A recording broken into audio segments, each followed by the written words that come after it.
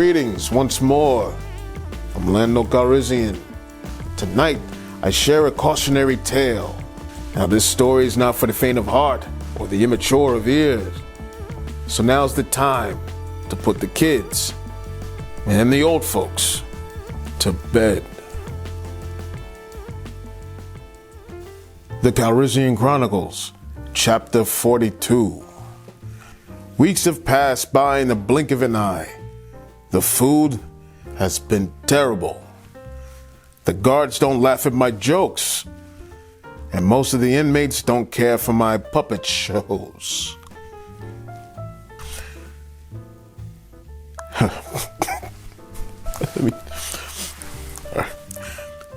How I got into this mess is quite a tale, and this prison would be such a lonely place if it wasn't for my cellmates. It's hard to fully express how fortunate I am to have cellmates who can eat all of this alien food and regurgitate it into a paste that is compatible with my human digestive system. Eating out of boredom is a pastime here. When you spend time in a prison after being wrongfully convicted, you learn to see life in a much different way than when you're free.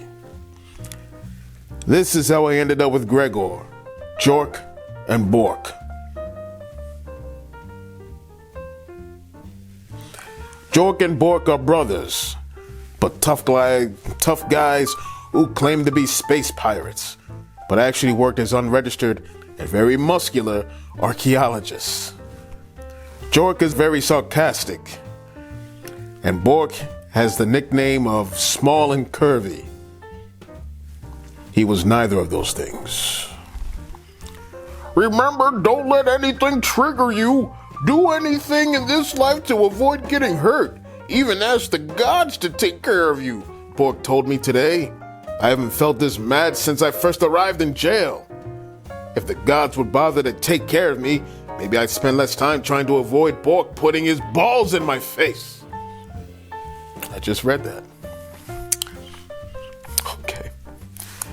Sometimes when the prison guards run out of mean things to say, they'll have me do some chores. They'll usually make me dust or do something little in my underpants.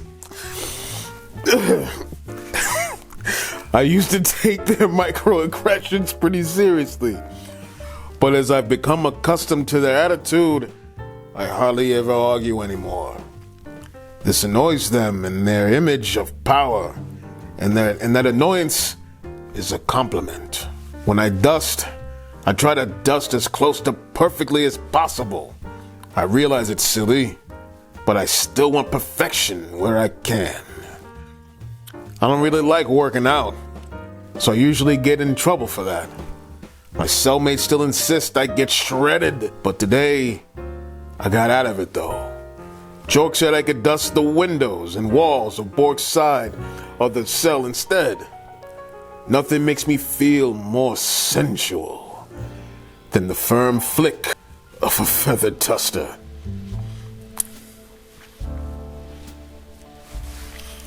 They keep telling me I'll become like Gregor once they get me used to the prison. They've taught me quite a few things, but most important is to not take things too seriously. And they tell me often, without showing a hint of irony, not to become a prison's daughter. They know that they know that I know. They know that I know it, and I know that they know it. And somehow that makes it seem more real. But they'll never understand my deep desires. Spaceships are aggressively romantic and very, very sexually liberating. I've been with many. Most have gross and weird dial-back modes that would have horrified me when I worked in the porn industry. But none of that compared to Gregor. Oh. When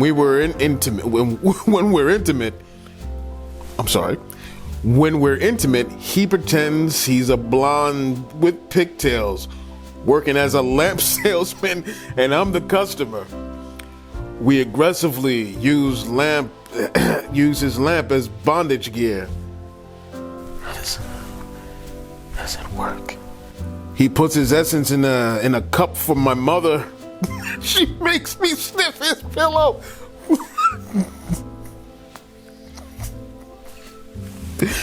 He puts his essence in a cup for my mother and makes me sniff his pillow.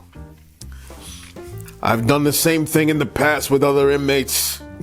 I did it with Jork once. He seemed to think it was a big joke, though, and he started laughing at me. At that point, I realized that if I wanted to live a peaceful life, I must be prepared for war. I kicked him in the balls, which hurt him quite a bit. He yelled a lot. But at least he didn't try to kick me in the balls in return. My balls are precious to me, and I'll be damned if I don't make sure they're taken care of. Manscaped. Gregor saw me kick him in the balls before I did my other chores, and that's how we formed this bond. But Gregor is not the kind of romantic partner I had before I was brought to this place. I guess you're asking, what did I do? I'll come back to that. I had a bad time last night. I escaped the prison in the middle of the night and visited the nearby town, as I frequently do. It's better even with the risks than being bored out of my mind. There's not much else to do otherwise. Last night was not a good time. I escaped through my secret tunnel, as usual, and walked into town. I keep a change of clothes hidden under some rocks before you reach the town gate. I entered the tavern and ordered my usual. I surveyed the room, hoping to catch the eye of a striking alien beauty with whom I could spend a few hours. Instead, I see him. Prison Captain Andy. From me escapades on Wobani. I go talk to him, but he starts yelling at me. I told him that I was chasing tail and saving people, and not to worry. Sure, we had history, but I wanted to avoid trouble. Captain Andy tells me he knows I'm in detention. I told him not to mess with me, or I was going to kill people. And it scared him and everyone else in the bar.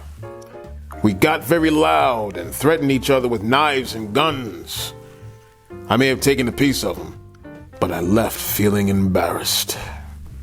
What I wouldn't give for a round of torture games with some bad aliens and my old vaping fan. Tonight will be my final escape from this place. Maybe tomorrow I'll still be sitting in my jail cell playing with my knife. The one I fashioned from Captain Andy's big toe. All right. I think Gregor suspects my plan. Gregor is just my prison fling, nothing more. He looks like somebody who might slit your throat to get out of a cage. I can't take him with me. What would he do in polite society? He's a risk. Before I sleep this evening, I'll sit Gregor in my arms and force him to the mattress. I'll handle him like a lioness and stuff him into a secure coffin. What is happening? I think he's willing to endure being handled as a little chick, but I'm not so sure about the intricacies of man-bird sex outside of the prison setting. Wow. All right. He's got to go, and so do I.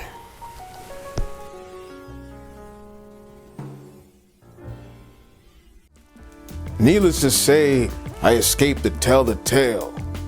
And what of poor Gregor? That's a tale for another time. Join me next time for a tale of how I came to own a miniature loaf wolf named Cuthbert, and how we broke into an imperial facility that was hoarding loaf wolf snacks.